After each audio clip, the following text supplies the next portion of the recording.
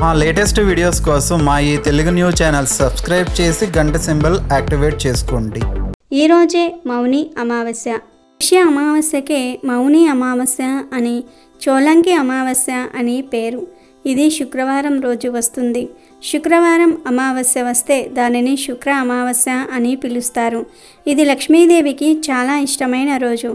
అంతేకాదు ఇలా పుష్య అమావాస్య శుక్ర అమావాస్య 100 సంవత్సరాలకు కలిసి వస్తున్నాయని పండితులు చెప్తూ ఉన్నారు. అమావాస్య అంటేనే అది ఒక చాలా పవర్ఫుల్ డే అనే విషయం ఇప్పటికీ చాలామందికి తెలియదు. పవర్ఫుల్ డే అనగానే అందరూ భయపడిపోతూ ఉంటారు. కానీ అమావాస్య అంటే భయపడవలసిన అవసరం లేదు. అమావాస్య తిథి అనేది శుక్రవారంతో కలిసి వస్తే అది మరింత శక్తివంతంగా మారుతుందని శాస్త్రాలు చెప్తూ ఉన్నాయి.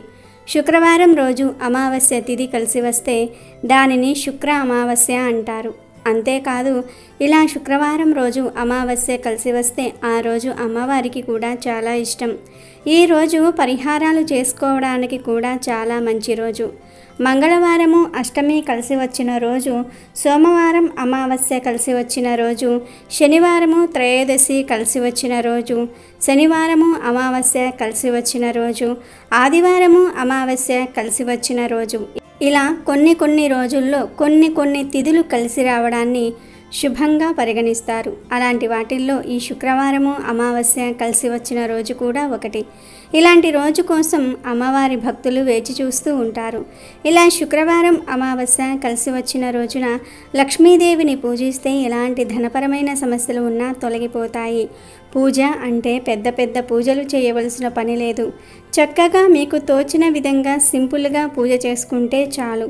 అలా పూజ చేశాక దానిమ్మ పండు గింజలు నివేదన చేయండి. ఈరోజు మీరు చేసే లక్ష్మీ అమ్మవారి పూజ కన్నా పెట్టే నైవేద్యం చాలా ఇంపార్టెంట్. దానిమ్మ పండుకు ఈరోజు అంత ప్రత్యేకత ఏర్పడుతుంది. దానిమ్మ పండ్లు అంటే అమ్మవారికి చాలా ఇష్టం. ఎందుకంటే దానిమ్మ పండ్లు ఎర్రగా చాలా అట్రాక్టివ్గా ఉంటాయి. దానిమ్మ పండును పువ్వులాగా కూడా కోస్తారు. దానిమ్మ పండు తొక్క తీయగానే గింజలన్నీ కూడా చక్కగా అందంగా కనిపిస్తాయి. దానిమ్మ పండులో లక్ష్మీదేవి ఉంటుంది. అందుకే అమావాస్య శుక్రవారం కలిసి వచ్చిన రోజున లక్ష్మీదేవిని తోచిన విధంగా పూజించి దానిమ్మ పండుని నివేదన చేయండి. ఆ తర్వాత ఆ దానిమ్మ పండు గింజలను ఇంట్లో వారందరూ కూడా ప్రసాదంగా స్వీకరించి తినండి. ఈ ఒక్కరోజు ఇలా చేస్తే చాలు.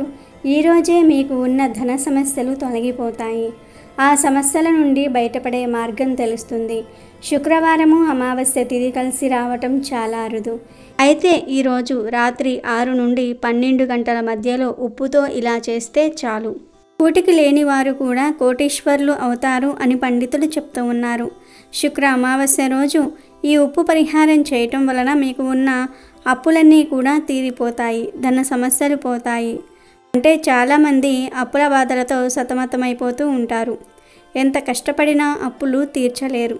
వడ్డీల మీద వడ్డీలు కడుతూ నానాయాతన అనుభవిస్తూ ఉంటారు. అలా అప్పుల బాధలలో ఉన్నవారు, అలాగే ధనం చేతిలో నిలవట్లేదని బాధపడేవారు, ఇలా ఈ విధమైన ధన సమస్యలు ఉన్నవారైనా సరే ఈ పరిహారం చేశారంటే ఖచ్చితంగా కష్టాల నుండి బయటపడతారు. అప్పుల నుండి బయటపడి అప్పులు ఇచ్చే స్థాయికి వెళ్తారు అని చెప్పటంలో సందేహం లేదు. మరి ఇంతకీ ఈ శుక్ర అమావాస్య రోజు ఉప్పుతో ఏం చేస్తే ధన సమస్యలు పోయి ధనలాభం కలుగుతుంది అనే విషయాన్ని ఇప్పుడు మనం ఈ వీడియోలో వివరంగా తెలుసుకుందాము. ఫ్రెండ్స్, ఫస్ట్ అయితే ఈ వీడియోకి ఒక లైక్ కొట్టి మా ఛానల్ని సబ్స్క్రైబ్ చేసుకోవడం మర్చిపోవద్దు. గురించి మన అందరికీ తెలుసు. ఉప్పు, సాల్ట్ అని 2 రకాల ఉప్పులు మనకు అందుబాటులో ఉన్నాయి. కానీ పరిహారాలకు ఎప్పుడైనా సరే గల్లులుప్పునే వాడాలి. దీనిని ఇంగ్లీష్లో రాక్ సాల్ట్ అని అంటారు.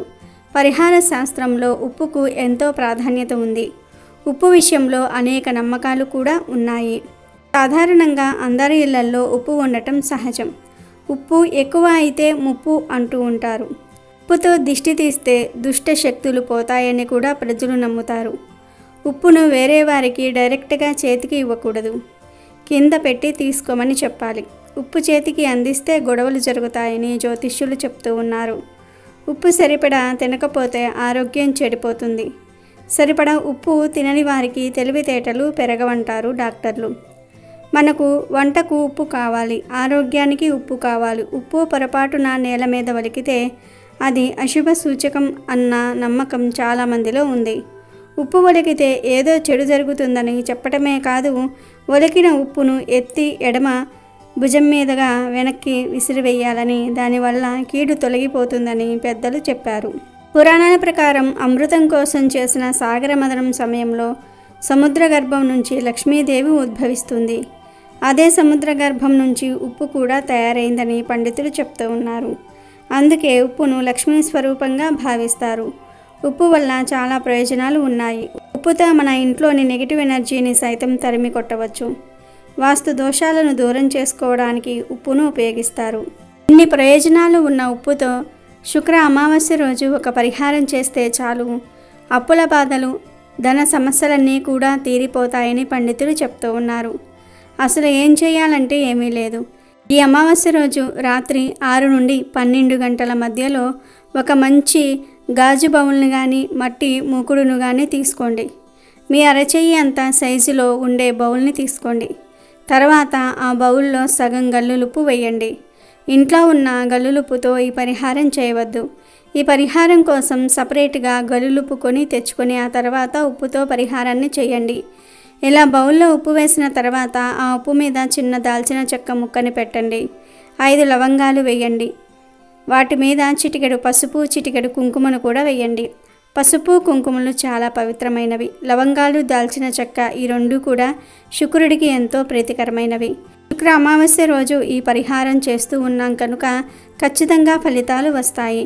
శుక్రుడికి అధిష్టాన దేవత అమ్మవారే గనుక ఉప్పు, దాల్చిన చెక్క, లవంగాలతో ఈ పరిహారం చేయటం వలన అమ్మవారి అనుగ్రహం కలుగుతుంది.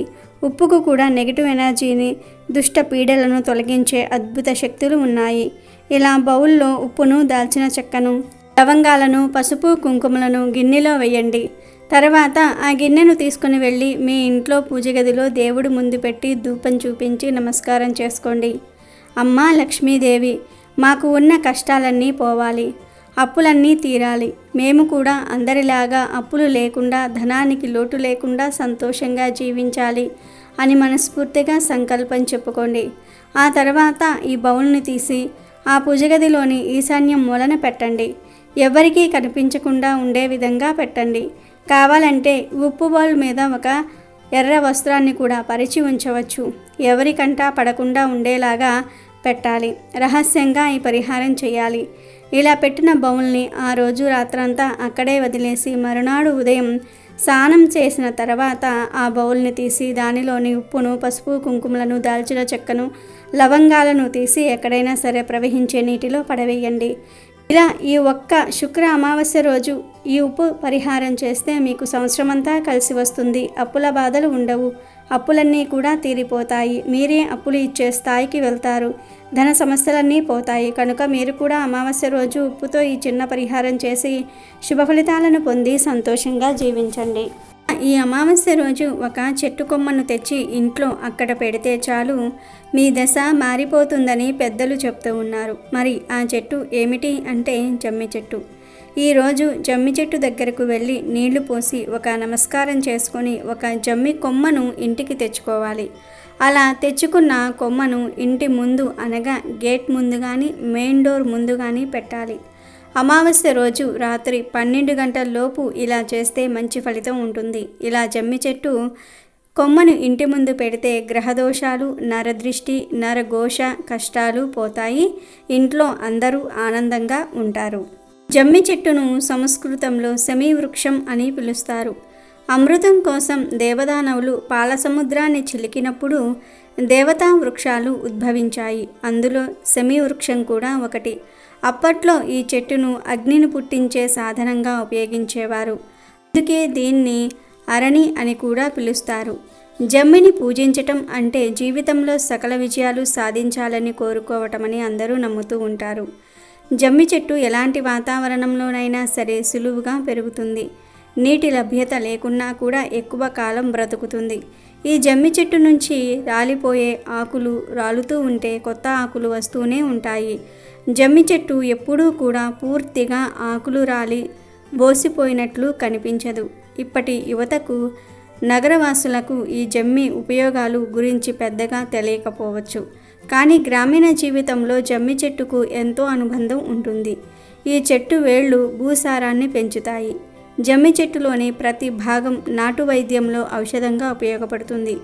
ఈ చెట్టు గాలి పీలిస్తే ఆరోగ్యంగా ఉంటారని నమ్ముతారు. అందుకే సెమి వృక్షం చెట్టు ప్రదక్షిణలు చేయాలని చెప్తూ ఉంటారు. ఇన్ని ప్రత్యేకతలు ఉన్న జమ్మి చెట్టు కొమ్మను మీరు కూడా మౌని అమావాస్య రోజు ఇంటి ముందు పెట్టి శుభ ఫలితాలను పొందండి. అమెజాన్లో బెస్ట్ డిస్కౌంట్స్ కోసం వీడియో డిస్క్రిప్షన్లో లింకు ఉంది, చూడండి. అలాగే మా టెలిగ్రామ్ ఛానల్ సబ్స్క్రైబ్ చేసుకోండి.